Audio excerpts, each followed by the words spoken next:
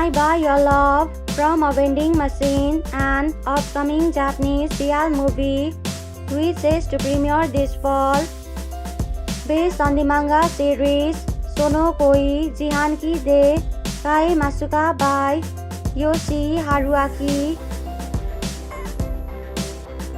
Masuda as Ayumu Koiwai.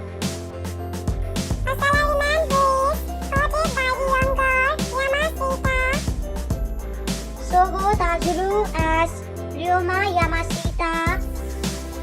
A worker who receives the vending machine that Ayumu buys from. Salaryman Ayumu Koiwai just can't tear his eyes away from this strong muscular man as he takes on the stocks of the vending machine in his office.